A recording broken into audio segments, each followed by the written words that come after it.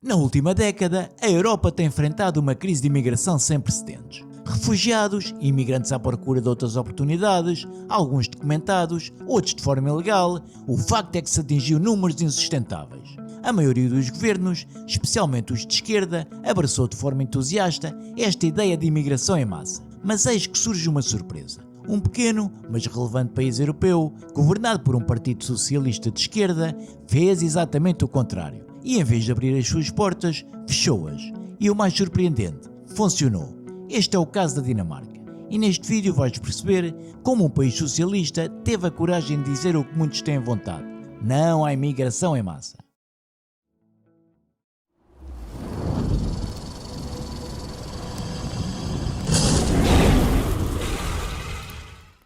Em 2015, a Europa viveu uma das maiores ondas imigratórias de toda a sua história recente.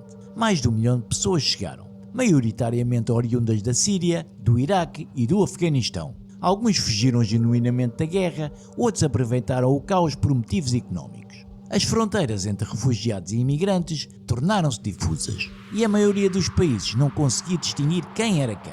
A Alemanha e a Suécia acolheram grandes números. A União Europeia correu a criar cotas e planos de redistribuição de refugiados. A Dinamarca também viu esses pedidos de asilo dispararem. Mais de 21 mil só nesse ano. Aquilo que devia ser uma crise temporária tornou-se um novo normal europeu. Toda a Europa, governos de esquerda, apresentavam as fronteiras abertas como sinal de compaixão e progresso. E questionar esta abordagem era ser imediatamente rotulado como extrema-direita. Entretanto, países como a Hungria e Polónia selaram as fronteiras e recusaram cotas impostas pela União Europeia. Foram duramente criticados, mas ironicamente evitaram muitos dos problemas que o resto dos países enfrentam. A Europa parecia dividida. Ou aceitavas a imigração em massa, ou eras um vilão nacionalista, até que a Dinamarca entrou em cena. Enquanto os partidos de esquerda da Europa mantinham o discurso de portas abertas, os sociais-democratas dinamarqueses mudavam discretamente o rumo. Liderados por Mette Frederiksen, perceberam que a sua base de apoio, sobretudo a operária, estava a mudar para a direita, nomeadamente para o Partido Popular Dinamarquês, um grupo populista de direita que alertava para o impacto da imigração no sistema de bem-estar,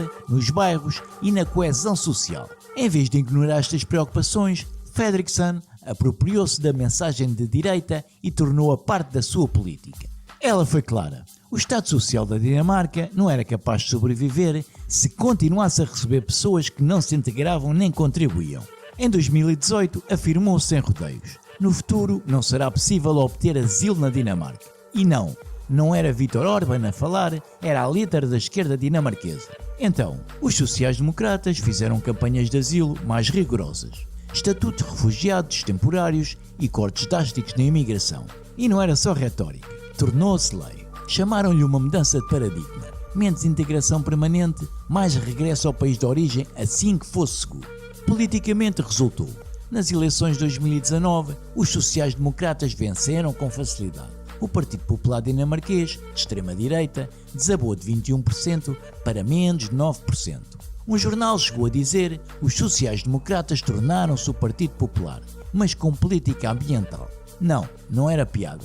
O governo de esquerda da Dinamarca fez uma escolha clara: ou fronteiras abertas ou Estado Social generoso. Não ambos. E a Dinamarca escolheu. Assim que chegaram ao poder, não hesitaram. O objetivo foi declarado publicamente: 0 pedidos de asilo sem exageros nem metáforas.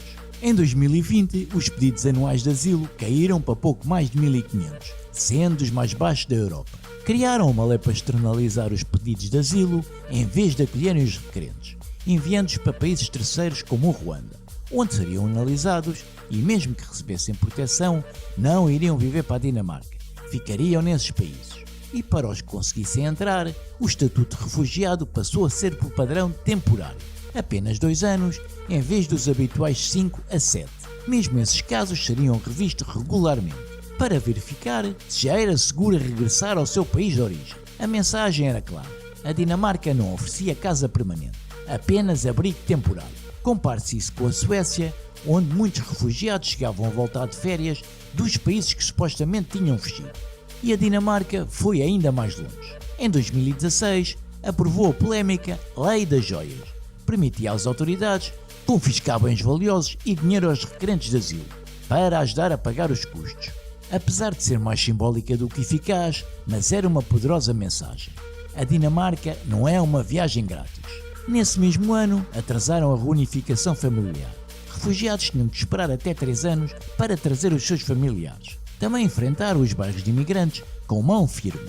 Chamavam-lhes guetos, zonas com elevada concentração de imigrantes não ocidentais, desemprego elevado e baixa escolarização. Quem cometesse crimes nesses bairros recebia penas agravadas. As crianças eram obrigadas a frequentar creches desde o primeiro ano de vida, para aprenderem valores dinamarqueses, incluindo tradições como o Natal, por exemplo. Os pais que se recusassem, riscos de perder apoios sociais, e em alguns casos demoliam as habitações e transferiam os residentes. O objetivo? Eliminar guetos até 2030. E quem recebia subsídios há mais de 3 anos e ainda não sabia falar dinamarquês, tinha que trabalhar 37 horas por semana em serviços públicos, para continuar a receber o apoio. Ou seja, se não te integras, não recebes para ficar em casa. E tudo isto veio de um governo de esquerda, e o povo dinamarquês apoiou com força. Então, podemos dizer então que a repressão à imigração funcionou. Pelos critérios da Dinamarca, sim, sem dúvida.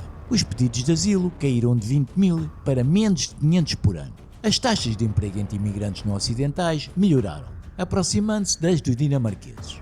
Comparado com a Suécia, que enfrenta hoje problemas sérios de integração, violência de gangues e sociedades paralelas, a Dinamarca parece ter acertado na fórmula. O governo também foi claro quanto ao impacto financeiro. Um estudo do Ministério das Finanças revelou: os imigrantes não ocidentais custam ao país cerca de 33 milhões de coroas por ano.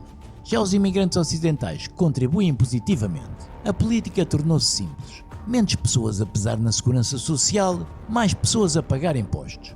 Hoje há menos guetos, menos fragmentação social e melhores resultados de integração.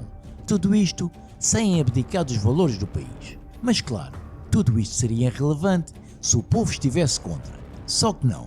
Na Dinamarca, os eleitores apoiaram estas políticas, independentemente da sua orientação política. Até os votantes tradicionais de esquerda reconheceram: proteger o Estado Social exige decisões difíceis sobre a imigração.